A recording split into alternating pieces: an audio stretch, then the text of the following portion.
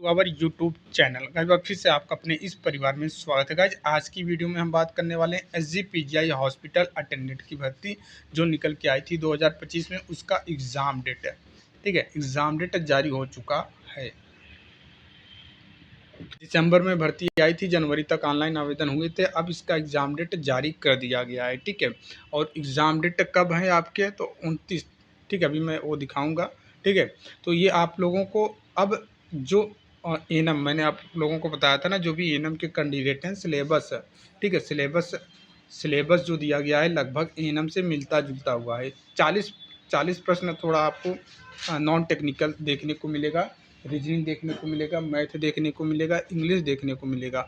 But 60 number के प्रश्न, total 100 number के क्वेश्चंस रहेंगे। 60 नंबर जो है ये आपके एनम के सिलेबस से है, आपने पढ़ा है, समझा है, चीज़ों को देखा है। फिर भी जो कुछ इसमें बच जाते हैं, जैसे कि आपको प्रॉपर फिर से स्टडी मटेरियल चाहिए, तो उसकी टेंशन नहीं है। इस 60 नंबर की टेंशन बिल्कुल भी मत लेना। मैं आपको वो कंटेंट दे दूंगा, 60 में से 60 आपके बन जाएंगे, इसकी टेंशन मत लेना। ये 40 नंबर जो आपको चाहिए कंटेंट, 40 नंबर का कंटेंट वो बेसिक मैथ रहते हैं। अगर यदि आपने 10th में पढ़ा होगा मैथ अंक गणित, ठीक है, इंग्लिश यदि आपने 10th में ठीक से ट्रांसलेशन वगैरह ये सब चीज़ें देखा होगा, इंटोनिम सिनोनिम बहुत बिल्कुल बेसिक से इंग्लिश आती है। फिल इन द ब्लैक, मुहावरे, ये सब चीज़ें आती हैं। 10 नंबर में से आप 4 से 5 नंबर बना ही लेंगे इंग्लिश में। जीके बिल्कुल बेसिक आती हैं। यदि आपने कभी लूसेंट पढ़ा होगा या जीके पढ़ा होगा, ठीक है, करंट पढ़ा होगा, तो बिल्कुल आसानी से 10 नंबर जीके भी। मैथ जो दिक्कत होगी मैथ में भी, अंक गणित में आपको 3 से 4 सवाल आप आसानी से बना लेंगे। बिल्कुल प्रतिशत निकालना, लाभ हानि निकालना, साधारण ब्याज, चक्रवृद्धि ब्याज निकालना, ये सब चीज़ें से प्रश्न आते हैं, तो 10 में से 3-4 बना लेंगे। कुल मिलाकर मोटा मोटा आपको बताएं, यदि आप एनम हैं तो आप आसानी से 80 के आसपास इसको कर सकते हो। ठीक है, 80, क्योंकि इस 60 नंबर में आप बिल्कुल भी दाग नहीं लगने दोगे, आप सिर्फ इसको उठा के लेके चले आओगे। ठीक है, इसीलिए मैंने आपको फॉर्म फिलअप करवाया था कि भैया फॉर्म भर दो। लास्ट टाइम जब भर्ती आई थी पीजीआई का, हम खुद एग्ज़ाम दिए थे। इस हॉस्पिटल अटेंडेंट का एग्ज़ाम पैटर्न देखने के लिए मैं खुद एग्ज़ाम दिया था। ठीक है, पेपर का लेवल हमने देखा था, बहुत ही मतलब कि इतना आसान आया था। ठीक, इतना आसान आया था आपका। ये नॉन टेक्निकल की बात करें, ठीक है, आप और जो टेक्निकल 60 नंबर ये बोले हैं हॉस्पिटल अटेंडेंट से पूछेंगे, ये थोड़ा डिफ़िकल्ट बनाए थे, क्योंकि मशीन वगैरह ज़्यादा, वो भी आपने अगर ड्यूटी किया है तो आप अच्छे से बना लोगे। जैसे कि इंस्ट्रूमेंट हुआ, फिगर दे दे के प्रश्न 10-12 प्रश्न तो ऐसे पूछा था। ग्लूकोमीटर का फिगर दे दिया, बीपी मशीन का दे दिया, पूछा जा रहा था कौन सा इंस्ट्रूमेंट है। ठीक है, थर्मामीटर दे दिया, पूछा जा रहा था कौन सा इंस्ट्रूमेंट है। अल्ट्रासाउंड का मशीन दे दिया, पूछा जा रहा था कौन सा इंस्ट्रूमेंट है। कैथेटर, यूरिन कैथेटर, ये सभी राइस ट्यूब, ये सभी दे दे के चित्र पूछा जा रहा था कि कौन सा इंस्ट्रूमेंट है, क्या काम है, ये सब चीज़ें पूछी जा रही थी। ठीक है, और ऑक्सीजन सिलेंडर से पूछा जा रहा था, ऑक्सीजन सिलेंडर में जो वाटर भरे जाते हैं वो कौन से वाटर रहते हैं। मतलब बहुत ही आसान प्रश्न, आसानी से आप 60 प्रश्न बना के आओगे। इसलिए मैंने आपको फिर फॉर्म भरवाया था कि भैया फॉर्म आप भर दो। मरीज को ट्रांसफ़र कैसे करना, ट्रांसफ़र करने के दौरान स्ट्रेचर पे, जैसा व्हील चेयर पे या फिर स्ट्रेचर पे आप ट्रांसफ़र कर रहे हो तो क्या सावधानियां बरतनी चाहिए, क्या अलाइनमेंट रखना चाहिए घुटने को, क्या चीज़ें। सीपीआर से प्रश्न, मतलब बेसिक बच्चों में क्या रेट रहता है, रेशियो क्या रहता है, बहुत ही आसान प्रश्न है। इसीलिए मैंने आपको फिर ये फॉर्म फिलअप करवाया था। भैया आप एनम हो तो ज़रूर डालो इस फॉर्म को। और हॉस्पिटल अटेंडेंट सेंटर लेवल की भर्ती SGPGI की, ठीक है, जो अपने आप में एक बहुत ही इम्पोर्टेंट हो जाता है। फिर भी मैं आपसे बोलूँगा, यदि आपने वो कंटेंट, यदि आपको लगता है कि 60 में 60 आप नहीं लेके आ पाओगे, तो मेरे पास मैसेज करो। नॉर्मल सी फीस है 100 रुपये, ठीक है, 100 रुपये फ़ी देकर आप ये कंटेंट ले सकते हो 60 वाला। मैं आपको कोशिश करूँगा जीके वाला भी पोर्शन भेज दूँ। जीके का भी आप कुछ थोड़ा बहुत वहाँ से अगर पढ़ लेंगे, अभी समय है, तो जीके में भी आप 10 से 12, 10 प्रश्न जो है 10 में से 5-6 बना लोगे जीके वाला, वो भी भेजने की कोशिश करूँगा आपको। ठीक है, ताकि आपकी तैयारी अच्छी हो जाए। देखिए लास्ट टाइम जो कट ऑफ की हम बात करें, लास्ट टाइम जो हॉस्पिटल अटेंडेंट की कट ऑफ गई थी ओबीसी की, ओबीसी की कट ऑफ जो गई थी, ओबीसी की जो कट ऑफ गई थी 72 पे गई थी। वहीं पे यूआर की कट ऑफ 76 के आसपास गई थी। तो इतना ही डिफरेंस था, 72-76। ठीक है, तो इस लेकिन उस टाइम क्या था कि भर्ती ज़्यादा थी, भर्ती 72 पोस्ट थी, लेकिन इस बार भर्ती 43 थे। उस टाइम भर्ती ये मतलब फॉर्म ऑनलाइन आवेदन कम हुए थे, इस टाइम फॉर्म ऑनलाइन आवेदन ज़्यादा हुए हैं पिछले साल की तुलना में इस बार, ठीक है। तो कहीं न कहीं कॉम्पिटिशन ज़्यादा है और भर्ती कम है, कॉम्पिटिशन ज़्यादा है, भर्ती कम है। और केवल 10th माँगता है तो एसएससी वाले बैठते हैं, ठीक है। एसएससी वाले वे कैंडिडेट बैठते हैं जिनके लिए नॉन टेक्निकल बिल्कुल मतलब कुछ मज़ाक रहता है, ठीक है।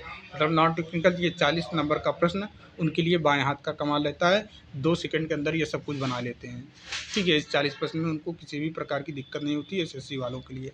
तो बट वो मार खा जाते हैं यहीं 60 नंबर में। एसएससी वाले जो कैंडिडेट होते हैं यहाँ पे मार खाते हैं और जो मेडिकल वाले कैंडिडेट होते हैं यहाँ पे मार खाते हैं, तो ये बैलेंस हो जाता है, ठीक है। पेपर का लेवल आसान आने के कारण कट ऑफ 70, 72, 75 पहुँचती है। इस बार भी 80 अगर आप इसको लेके आते हो, जैसे मैंने आपको एक टारगेट दिया है कि आप 60 में से 60 ला सकते हो, ठीक है। अब 40 नंबर में से आप क्या 20 नंबर नहीं लेके आप लेके आ सकते हो, आसानी से लेके चले आओगे। इस 40 में से 20 आपको लाना कैसे है, हमने अब बताया जीके में आप 5 नंबर पक्का करो अपना, ठीक है। 5 से 7 नंबर भी पक्का कर सकते हो जीके वाले पोर्शन में। मैथ में आप 3 से 4 नंबर पक्का करो। रीजनिंग रीजनिंग में यदि बनेगा तो पूरा भैया 10 में 10 बना सकते हो, 5 या तो 5 तो पक्का बना, मतलब इस 40 में से आप 20 आसानी से बना लोगे, ठीक है। तो कोई दिक्कत नहीं होगा, सिलेक्शन हो सकता है यदि आप मेहनत करेंगे, सही गाइडेंस को फॉलो करेंगे और वो गाइडेंस हम देंगे। यदि आप 100 रुपये का फ़ी देकर हमसे चीज़ें से जुड़ते हैं तो भैया। अब देखिए फ्री में ज्ञान भी नहीं लेना चाहिए, यदि फ्री में ज्ञान लेते हैं तो उसकी वैल्यू ज़ीरो रहती है। इसीलिए नाम मात्र की चीज़ें हम आपसे मांगते हैं कि मात्र 100 रुपये में आप चीज़ें को कर सकते हैं। एएनएम वाले कैंडिडेट, खाली एएनएम, अगर और भी कैंडिडेट को हम बिल्कुल भी सपोर्ट नहीं करेंगे, ना ही उनको बताएँगे। यदि आप एएनएम हो, मैसेज करते हो कि सर हम एएनएम हैं और हमको ये जो आप बता रहे हो चीज़ें, इस पे थोड़ा गाइड करें और जो कंटेंट आपने बताया उस कंटेंट को हमारे साथ शेयर करें। तो 100 रुपये नॉर्मल सी फ़ी दे के आपको चीज़ों को कर सकते हो, ठीक है। एग्ज़ाम इसका आपके होम ज़िला में ही होगा, परेशान होने की ज़रूरत नहीं है, आपके होम डिस्ट्रिक्ट में ही होगा। आप चाहे जहाँ से भी हो, आपको दूर नहीं भटकना पड़ेगा कि हम लखनऊ जाएँगे, यहाँ जाएँगे, वहाँ सब जगह सेंटर बनता है जेपीजीआई का। आपके होम ज़िला में ही पेपर होगा, आसानी से आपके घर से 15 से 20 किलोमीटर की दूरी पे होगा, तो आप आसानी से जाके पेपर दे के चले आएँगे, किसी भी प्रकार की आपकी दिक्कत नहीं होगी। ये चीज़ें हो गया। अब देखिए छोटी-सी ट्रिक फ़ॉलो, सिलेक्शन पक्का, वही मैंने आपको बताया। ये ट्रिक मैं ये बता रहा हूँ कि 60 नंबर आप बिल्कुल बेसिक्स आपका एएनएम पढ़े हुए हो, कोई दिक्कत नहीं, 60 नंबर आप यहाँ से गेन कर लोगे, 60 में 60 लेके चले आओगे। 1-2 प्रश्न इधर-उधर हो जाएँगे, वो आपको पढ़ने में दिक्कत होगी तो, प्रश्न को समझने में दिक्कत हुई तो, बाकी 60 में 60 लेके आ सकते हो। और इसी 40 में से आप कोशिश करो रीजनिंग में आप बना लोगे आसानी से, कोई दिक्कत नहीं है। 10 में 10 भी ला सकते हो, 10 में 6-7 तो आसानी से ला सकते हो। मैथ में 5, 4, 5 भाई साधारण चक्रवृद्धि तो आप निकाल ही सकते हो, लाभ-हानि तो निकाल ही सकते हो कि एक वस्तु को 60 में खरीदा, 80 में बेचा, तो बताइए कितने प्रतिशत का लाभ या हानि हुआ। ये तो आसानी से भी निकाल सकते हो ना, ठीक है। टाइम एंड वर्क के प्रश्न आ जाते हैं, ठीक है। और आपका दूरी चाल के आ जाता है कि भैया एक गाड़ी एक गाड़ी 40 किलोमीटर की रफ्तार, 40 किलोमीटर प्रति आवर की रफ्तार से 20 सेकंड में इतनी दूरी तय करती है, तो बताइए भैया उसका मतलब समय क्या होगा। ये सारी चीज़ें पूछ लेता है बिल्कुल बेसिक बेसिक फार्मूले पे। तो मैथ में भी आप 5-6 प्रश्न उठा सकते हो। कुल मिलाकर 20 नंबर यदि आपने ला दिया नॉन टेक्निकल में तो आपका सिलेक्शन डन है। इसीलिए मैंने आपको फॉर्म ऑनलाइन आवेदन करवाया था। 1000 फॉर्म ऑनलाइन आवेदन था, तो 1000 आपने वहाँ पे लगाया है, तो 100 रुपये और लगा के हमारे गाइडेंस को फॉलो करो, चीज़ों को समझो, फिर सिलेक्शन ले सकते हो। कोई बहुत बड़ी बात नहीं है सिलेक्शन लेना, ठीक है। हो गया पीजीआई के बारे में। अब हम बात करेंगे एएनएम 5272 को लेकर, ठीक है। एएनएम 5272 को लेकर भैया, यदि देखिए बहुत से लोग मैसेज करेंगे सर रिज़ल्ट नहीं आ रहा है, अब हम परेशान हो रहे हैं, ठीक है। परेशान होने की बिल्कुल भी ज़रूरत नहीं है, ठीक है। परेशान होने की बिल्कुल भी ज़रूरत नहीं है। रिज़ल्ट हम मई तक इंतज़ार करेंगे, मई में आपका रिज़ल्ट डीवी वाला, ठीक है। मतलब कि ये अपडेट हमको मई में यदि मिल जाता है कि चलो भाई हमारा मई डीवी के लिए हम शॉर्ट लिस्टेड हो गए हैं, डीवी की कट ऑफ आ गई है कि भैया इतने इतने नंबर वालों को डॉक्यूमेंट वेरिफिकेशन होगा, इतने नंबर वालों को डॉक्यूमेंट वेरिफिकेशन करवाया जाएगा। मई के महीने में चीज़ें मिल जाती हैं, पता हो जाती है तो बहुत अच्छी बात है। नहीं अगर होता है तो भैया इसके लिए हम लखनऊ चलो अभियान करेंगे, ठीक है। आप आएँगे या फिर नहीं आएँगे, बट हम ज़रूर जाएँगे। लखनऊ चलो अभियान करके आएँगे और आपकी भर्ती के रिगार्डिंग बात करके आएँगे। वैसे चीज़ें हमको अच्छे से पता है कि भैया जुलाई से पहले तो डॉक्यूमेंट वेरिफिकेशन नहीं होगा, बट हम चाहते हैं कि डीवी वाला कट ऑफ ये तो मई के महीने में जारी कर दिया जाए, मई के एंड तक जारी कर दिया जाए या फिर जून के फर्स्ट वीक तक जारी कर दिया जाए, थोड़ा बहुत तो राहत तो रहेगी। बेसब्री से इंतज़ार कर रहे हो, ऑलरेडी 2024 की भर्ती है, आप कराओ ज्वाइनिंग अक्टूबर में, दिक्कत नहीं है। बट प्रोसेस थोड़ा-थोड़ा चलता रहेगा, तो हमारे में जो पेशेंस करने की क्षमता खो रही है, इसमें थोड़ा राहत रहेगा कि चलो भैया हम पेशेंस कर रहे हैं, चीज़ों को हो रहा है। थोड़ा मोटिवेट हम भी रहेंगे, डिप्रेशन में नहीं जाएँगे कि अभी बेरोज़गार हैं, कुछ नहीं हो रहा है। ये चीज़ें सोचकर ज़्यादा इंसान डिप्रेस में चला जाता है। फिर मतलब फिर अब क्या ही चीज़ें हो सकता है, वो आपकी फीलिंग को हम समझते हैं, हर एक चीज़ की समस्या को समझते हैं, इसीलिए आपके लिए ही बात करते हैं। मैं ही तो बात करने के लिए हज़ारों टॉपिक मुझे पड़े हुए हैं, लेकिन maximum video annum, annum, annum, annum. ठीक है, और भी जो जाने पहचाने वाले लोग हैं वो भी बोलते हैं कि एनम के अलावा तुम्हारे पास और भी कुछ काम रहता है कि नहीं, जब भी देखो एनम एनम करते रहते हो। तो एनम के लिए मैं सोचता हूँ, इसलिए एनम के बारे में ही बोलता हूँ, इसलिए एनम के लिए ही करता हूँ। ठीक है, आपसे ज़्यादा मुझे भी इन चीज़ों पे बात कर, क्योंकि भैया मेहनत किया है, जो इंसान मेहनत किया है तो वो भी चाहता है कि उसका रिजल्ट आए। ठीक है, तो जिस जिस तरीके से आपने मेहनत किया है उससे ज़्यादा हमने भी मेहनत किया है, चाहे भर्ती निकलवाने को लेकर, एग्ज़ाम कंडक्ट करवाने को लेकर, या फिर तैयारी करवाने को लेकर पढ़ाया भी है, हर एक चीज़ करवाया है। तो मुझे आपसे ज़्यादा इंतज़ार है कि ये फाइनल हो। थोड़ी सी खुशी मुझे भी मिलेगी कि हमारे भी कुछ स्टूडेंट सिलेक्शन लिए हैं, हमारे बताए गए मार्गदर्शन पे कुछ स्टूडेंट आज सफलता प्राप्त किए हैं। ये खुशी हमें भी इंतज़ार है कि जल्द से जल्द हमें ये खुशी मिले, इसलिए मुझे भी इन चीज़ों पे हम भी सोच रहे हैं कि जल्दी चीज़ें हों। ऐसा नहीं है कि मैं चाहता हूँ कि भैया डिले हो, जितना डिले हो मेरा फ़ायदा होगा, ऐसा कुछ भी नहीं है। हम भी चाहते हैं कि जल्दी चीज़ें हो, आप जाएँ, 4 लोगों में बैठें उठें तो हमारा नाम लें कि सर के मार्गदर्शन में आज हमने नौकरी लिया है। अपने घर पे आप बता पाएँ, अपने मम्मी-पापा को बता पाएँ, अपने भाई-बंधु को बता पाएँ कि हमारे सर ये सर हैं, हम इन्हीं के मार्गदर्शन में आज यहाँ तक पहुँचे हैं। नहीं तो एक समय ऐसा लग रहा था कि हमारे हमने कर लिया डिप्लोमा, व्यर्थ में जाएगा। बट सर ने जिस तरीके से गाइडेंस किया, जिस तरीके से चीज़ें पे काम किया, आज हम यहाँ पे, ये मुझे भी लगता है कि जल्द से जल्द चीज़ें हों और ये चीज़ सुनने को मिले। आप बताएँगे तभी मैं, और आप लोग बोले भी हैं कि सर हम सिलेक्शन हो जाएगा तो फिर चीज़ें करेंगे। मुझे भी अपने रिज़ल्ट का इंतज़ार है ना, जिस तरीके से आपको इंतज़ार है उससे ज़्यादा मुझे इंतज़ार है, इसलिए मैं कर रहा हूँ। नेगेटिविटी बोलने वाले, नेगेटिव फैलाने वाले बोल सकते हैं, 2% लोग रहते हैं वही बोलते हैं जो पढ़ा लिखा नहीं है। ठीक है, पढ़ा लिखा मीन्स जिसके वाइफ एनएम कर ली हैं, अब उनके हस्बैंड, उनको कुछ पता नहीं है, आके वो कमेंट कर देते हैं। भाई जब आप नहीं पता है, चीज़ों को नहीं समझते हो, कभी कदार आके वीडियो देखते हो तो आप कहाँ से समझ पाएंगे। स्टूडेंट ही समझ सकता है एक अच्छे टीचर को, स्टूडेंट ही समझ सकता है कि हमारे टीचर हमारे लिए कितना किए, क्या नहीं किए, क्या कर रहे हैं, क्या नहीं कर रहे हैं। आप तो बस कभी कदार मोबाइल उठाया, देखा वीडियो और आके कमेंट कर दिए। आसान होता है, यदि बोल दिया जाएगा कि यदि आपके ही घर में, ठीक है, आपके चाहे आपके भाई, ठीक है, आप आपके भाई अपने भाई से बोल दो, भाई मेरे लिए चले जाओ सर के साथ लखनऊ, सर जा रहे हैं, मैं नहीं जा सकता हूँ, तुम चले जाओ, जाके बात करके आओ। बोल देंगे कि भाई मैं नहीं जा सकता हूँ, मैं क्या करूँगा, क्या नहीं करूँगा। या फिर अपने हस्बैंड को ही बोल दीजिए कि सर जा रहे हैं, सर के साथ लखनऊ चले जाइए, सर यहाँ जाएंगे वहाँ जाएंगे, तो उनका साथ दे दीजिए। हाथ खड़ा कर देंगे, नहीं समय मेरे पास नहीं है, तुम खुद चले जाओ, तुमको जाना हो तो जाओ, नहीं मत जाओ, कोई मतलब नहीं है, खुद बोल देंगे। तो वो नहीं कर सकते हैं, अगर उनकी जगह पे हम कर रहे हैं तो भैया इस चीज़ को समझो ना आप। मुझे भी अच्छे से पता है आपकी नौकरी लग जाएगी तो हम हमको याद नहीं करेंगे, 2-4 दिन याद करेंगे, उसके बाद भूल जाएँगे ऑटोमेटिक कि कौन था, आपकी मुसीबत में कौन खड़ा था, कौन नहीं। स्टूडेंट की मुसीबत में एक टीचर ही खड़ा होता है, सच्चा टीचर जो निस्वार्थ से अगर सेवा कर रहा है, एक सेवा, ये सेवा वाला, देश की सेवा, जनता की सेवा वाला ही काम है। हमें क्या फ़र्क था यार, हम क्यों वीडियो बनाते हैं, ठीक है? हम क्यों वीडियो बनाते हैं ना, तो एक भी वीडियो में, मैं जितने सारे वीडियो बनाया हूँ, किसी एक सिंगल वीडियो में प्रमोशन नहीं किया हूँ बैच का कि मेरा ये बैच चल रहा है, वो बैच चल रहा है, ये चल रहा है, वो चल रहा है, किसी में भी नहीं किया है।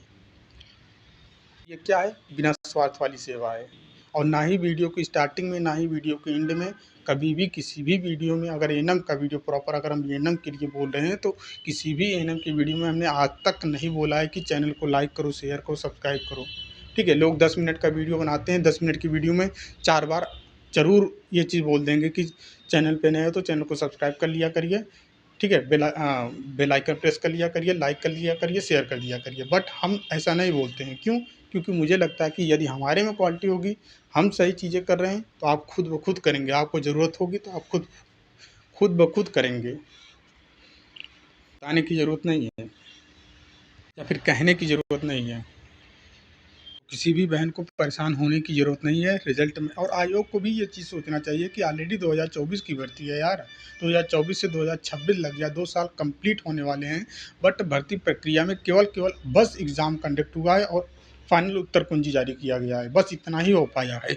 अन्य भर्तियों में अगर बात करें तो ये 2 महीने में काम हो जाते हैं। भर्ती आने के 2 महीने बाद, 1 महीने में फॉर्म ऑनलाइन आवेदन करते हैं, दूसरे महीना में एग्ज़ाम डेट जारी करके एग्ज़ाम करवा लेते हैं और दूसरे 2 से 3 दिन में उत्तर कुंजी जारी कर देते हैं।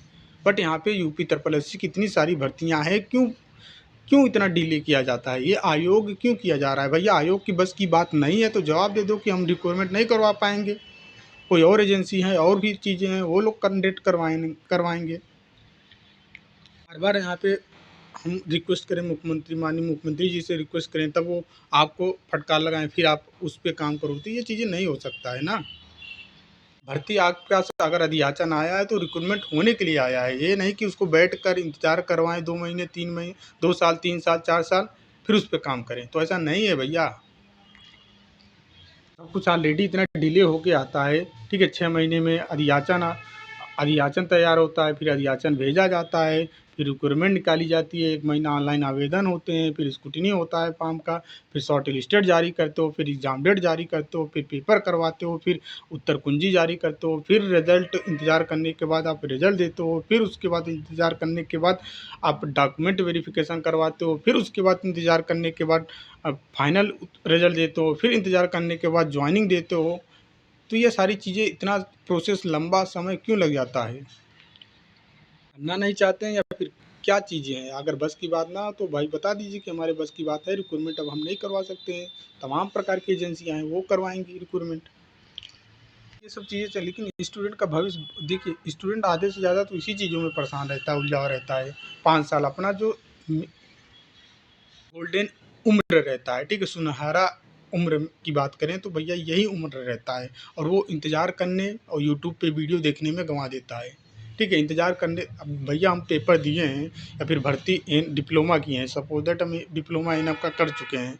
अब हम जो इस बार पास आउट हुए हैं लोग, अब क्या कर रहे हैं? इंतज़ार कर रहे हैं ना कि नई भर्ती आए, डेली अपडेट देखते रहते हैं, यूट्यूब पे सर्च करते रहते हैं, गूगल पे सर्च करते रहते हैं कि कोई तो निकले, कोई तो निकले, ताकि हम तैयारी करें। जब निकल जाता है, क्या उनको लगता है कि भर्ती आएगी, तब वो बेचारे पढ़ना शुरू करते हैं। जब फॉर्म, उसके बाद फॉर्म ऑनलाइन आवेदन करते हैं, फॉर्म ऑनलाइन आवेदन करने के बाद 2-3 महीने तो जम के पढ़ेंगे। फिर जब उनकी तैयारी कंप्लीट हो जाएगी, उनको लगेगा कि भैया पता नहीं कब पेपर होगा है, 6 महीने बीत गए, साल भर बीत गए, पेपर ही नहीं हो रहा है, होगा कि नहीं होगा। भाई रिक्रूटमेंट क्या आया, वो इन सब चीज़ों में उलझा रहता है 5 साल 6 साल। ठीक है, जब कहीं जॉब, देखिए सही समय पे जॉब लग गई तो अच्छी बात है, लेकिन 30 साल 35 साल की उम्र में, 40 साल की उम्र में नौकरी लग रही है, ठीक है, तो इंसान वो उम्र गंवा चुका है। वो क्या कर सकता है? बस पैसा आया, बच्चों को दे दिया, बच्चों को पढ़ाई में खर्च कर दिया, पैसा आया, यहाँ कर दिया, वहाँ कर दिया, ये कर दिया। ठीक है, तो मतलब उसकी शौक ख़त्म हो जाती है, उसकी इच्छाएं ख़त्म हो जाती है, घूमने टहलने की हर एक चीज़ की इच्छाएं, शौक सब कुछ ख़त्म हो जाता है। कुछ अच्छा नहीं कर पाता है युवा, बर्बाद हो जाता है इन्हीं चक्करों में। आप अभी देख रहे हो कांग्रेस जनता पार्टी क्यों इतना मतलब तेज़ी के साथ लोग क्यों जुड़ रहे हैं? क्योंकि परेशान है, इन्हीं सब चीज़ों से परेशान है। इन्हीं सबसे ज़्यादा इसी रिक्रूटमेंट को लेकर। एक तो रोज़गार दे नहीं रहे हो, जो रोज़गार दे रहे हैं वो फेयर तरीके से नहीं करवा पा रहे हैं, पेपर लीक हो जा रहे हैं, टाइम से नहीं करवा पा रहे हैं, पेपर नहीं करवा पा रहे हैं, रिजल्ट नहीं दे पा रहे हैं। इन सब चीज़ को लेकर युवा परेशान हो चुका है बिल्कुल। और ये जो आग युवाओं में उबल रहा है, ये पिछले कई सालों का आग है। इनको धीरे धीरे उबलने दीजिए, ऑटोमेटिक ये शांत होगी। यदि इनकी दबाने की कोशिश करेंगे ना फिर, तो ये बिल्कुल अंगारा की तरीके से, ज्वालामुखी की तरीके से फटेंगे, और फटेंगे तो सबको नष्ट कर देंगे। ये चीज़ आप लोग समझ ही नहीं पा रहे हैं। तो काम करना चाहिए, इनके युवाओं के भविष्य के बारे में सोचना चाहिए कि युवा है तो भैया युवा से ही देश चलता है। ये सोच जमानी चलती है, सोच जमाना चलता है, वो कहावत है ना, तो यही चीज़ें को लेकर कहा गया है। युवा को ऐसे गुमराह नहीं करना चाहिए, हर एक चीज़ों में उलझा के नहीं रखना चाहिए। उनकी अपॉर्चुनिटी, जो गोल्डन उम्र है, उनको बर्बाद नहीं, गोल्डन टाइम है, उस सुनहरे समय को नष्ट नहीं करना चाहिए कि इंतज़ार करते रहो, घर पे बैठ के रील देखते रहो, यूट्यूब पे वीडियो देखते रहो कि तुम्हारा रिजल्ट अब आएगा तब आएगा। और यूट्यूब पे तो रोज़ बताए जाते हैं कि ये होगा वो होगा। तो आपसे बस यही रिक्वेस्ट करेंगे, परेशान होने की ज़रूरत नहीं है।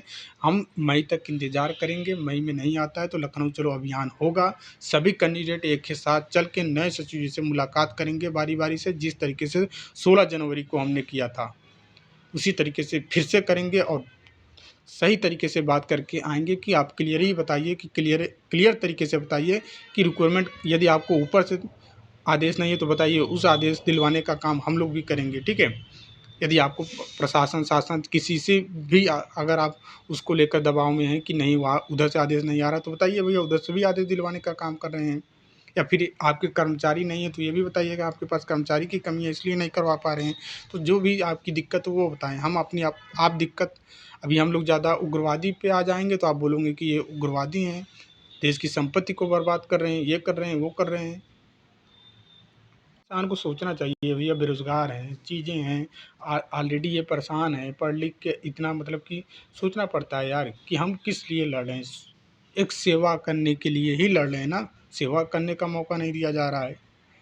भाई सेवा ही करना है, नौकरी के मतलब नौकर बन रहे हैं तो सेवा कर रहे हैं, देश की सेवा कर रहे हैं, अपने प्रदेश की सेवा कर रहे हैं, ठीक है? अपने आस-पास के लोगों की सेवा कर रहे हैं और ये ऐसा डिपार्टमेंट है कि ये सेवा ही इसको माना जाता है। एक नर्सिंग मतलब स्वास्थ्य का ऋण माना जाता है नर्सिंग को। ये लोग जब परेशान हो रहे हैं, इंतज़ार कर रहे हैं, किसी की शादी रुकी हुई है, किसी की शादी का इंतज़ार है कि भैया शादी हो जाएगा, नौकरी लग जाएगा तो हो सकता है कि हमें दहेज आप जान ही रहे हैं ट्रेंड चला है, दहेज लोग डिमांड करते हैं तो वो दहेज ना देना पड़ेगा, इसी का इंतज़ार कोई कर रहा है। तो ये चीज़ें आप लोगों को समझना चाहिए, आयोग को भी समझना चाहिए, ठीक है? बाकी गाइस जो भी रहेगा हम चीज़ें करेंगे, परेशान आप लोगों को बिल्कुल भी ज़रूरत नहीं है, ठीक है? ये देखिए एसजीपीजीआई का जो एग्ज़ाम डेट इन्होंने जारी किया है भैया 19 और 23 जून, 19 जून से स्टार्ट होंगे 23 जून के। अब चाहे वो नर्सिंग ऑफिसर वाले भी हों, आपका भी पेपर होगा 19 जून से 23 जून के बीच में, ठीक है? चाहे हॉस्पिटल अटेंडेंट वाले भी हों, 19 से लेकर 23 जून के बीच में एग्ज़ाम आपके स्टार्ट होंगे 15 दिन पहले, ठीक है? 15 दिन मतलब कि आप ये मान के चलो कि 15 दिन पहले मीन्स कि आपको 4 तारीख को एडमिट कार्ड रिलीज़ कर दिए जाएंगे। वेबसाइट पे आप एडमिट कार्ड डाउनलोड करके एग्ज़ाम सिटी देख के फिर अपनी पेपर देने की तैयारी करेंगे उस हिसाब से। तो उम्मीद करते हैं सारी चीज़ें आपको क्लियर हो गई होंगी। यदि आपने हॉस्पिटल अटेंडेंट का फॉर्म भरा है और आप एनम हो तभी मुझे मैसेज करना, ठीक है? यदि एनम नहीं है तो आपकी हम किसी भी प्रकार की मदद नहीं कर पाएंगे। फिर आप जहाँ से पढ़ रहे हैं वहाँ से पढ़िए, एनम है तो ही करना। तो गाइज़ उम्मीद करते हैं सारी चीज़ें आपको क्लियर हो गई होंगी। बाकी जो भी डाउट है, जो भी समस्या है, देखिए मैं आपसे बार-बार हाथ जोड़कर विनती करता हूँ, कट-ऑफ की वीडियो मत देखो। अब कट-ऑफ लेकर परेशान बिल्कुल भी ना हो। नहीं होगा तो यार नई भर्ती आएगी, नई भर्ती में होगा ना सिलेक्शन। फालतू में अपना पढ़ाई पे फ़ोकस करो। यदि आपको लगता है कि आपका कम नंबर है, आपका सिलेक्शन नहीं हो पाएगा, तो क्यों उलझे रहे हो आप? क्यों उलझ रहे हो इन सब चीज़ों में? क्यों बार-बार किसी की वीडियो पे जाके ऐसा कोई सा मैंने बहुत सारे स्टूडेंट को ऐसा नहीं है कि मैं यूट्यूब नहीं देखता हूँ, मैं भी यूट्यूब चलाता हूँ, मैं भी लोगों की वीडियो देखता हूँ और आपके कमेंट भी हमें दिखाई देते हैं। मुझे भी लगता है कि एक बार कमेंट जब देखते हैं अदर चैनल पे आपके ना, तो मुझे भी दुःख होता है कि बताइए, हम इन सब चीज़ों को लेकर इनको इतना समझाते हैं, बताते हैं कि यार मत जाया करो, मत भटका करो, मत परेशान हुआ करो। आप फिर भी जाके वहाँ पे जाके पूछ रहे हो कि सर कट-ऑफ कितनी जाएगी? सर इतना नंबर है सिलेक्शन हो जाएगा। सर मेरा क्या होगा? सर रिज़ल्ट क्या होगा? सर क्या होगा? दिखता नहीं है आपको 1000 का ग्रुप बना के दे के रखा हूँ शुरू से। उसका नाम ही जब भर्ती नहीं आई थी तब से उसका मैंने ग्रुप का नाम क्या रखा था, भर्ती नहीं आई थी तब मिशन यूपी ट्रिपल एससी के नाम से ग्रुप रखा था। Mission UP triple SC ANM के नाम से ग्रुप रखा था, ठीक है? 2024 के जनवरी के महीने में मैंने ये ग्रुप बनाया था, mission UP triple SC ANM भर्ती। तो मिशन के नाम से रखा था, वो मिशन अभी पूरा नहीं हुआ है, ठीक है? भर्ती निकलवाने के उद्देश्य से ये ग्रुप बनाया गया था। भर्ती निकल के आई सामने आपके जॉइनिंग जब तक नहीं होगा, ठीक है? जब तक आप पहले महीने की सैलरी नहीं उठा लेंगे तब तक ये mission UP triple SC ANM भर्ती पूरा नहीं होगा। इस उद्देश्य से आपको जोड़ा गया, इस उद्देश्य से आपको इकट्ठा किया गया। फिर भी आप यदि मैं देखता हूँ कई लोगों को, जैसे आपने वीडियो भेज दिया कि सर देखिए ये बता रहे हैं, फिर उस वीडियो को हम ओपन करते हैं, देखते हैं तो कमेंट पे ध्यान जाता है, यही देखते हैं कि हमारे कितने स्टूडेंट यहाँ पे दिखाई दे रहे हैं, पता चलता है कि आप भी वहीं पे मौजूद हो। तो दुःख होता है कि बताइए हम इतना अच्छे से समझाते हैं, हर एक चीज़ गाइड करते हैं, फिर भी आप लोग भटक रहे हो। तो मुझे लगता है कि यार दिन भर ऐसे आप भटकते ही रहते होंगे पूरे यूट्यूब पे, क्यों भटकते हैं? भटकने से नहीं चीज़ें मिलती होती है, काम करने से होता है सब चीज़ें, ठीक है? चुपचाप यदि कम नंबर है तो पढ़ाई करिए, चुपचाप पढ़ाई करिए और कोई रास्ता नहीं है, ठीक है? पढ़ाई करिए, नई भर्ती आएगी, हो जाएगा उसमें, ठीक है? इसमें नहीं हुआ तो उसमें ज़रूर हो जाएगा। बहुत सारी बहनें हैं जो लास्ट टाइम भर्ती आई थी 92-12, वहाँ पे सिलेक्शन नहीं लिया है, यहाँ पे इन्होंने पेपर दिया है, अब इसमें उम्मीद है उनका कि हो जाएगा। तो सोचिए 2022 से लेके 26 तक का किस तरीके से उन्होंने सफ़र किया होगा, 4 साल कैसे इंतज़ार किया होगा। तो वैसे आप भी कर सकते हो ना कि नई भर्ती आएगी, नई चीज़ें होंगी। सोच के तैयारी करिए, तो उम्मीद करते हैं सारी चीज़ें क्लियर हो गई होंगी। बाकी जो भी आपकी समस्या हुआ करे, मेरे से बात किया करिए, हम उसका समाधान करेंगे, ठीक है? तो मिलते हैं नेक्स्ट वीडियो में, तब तक प्लीज़ जय हिंद, जय भारत।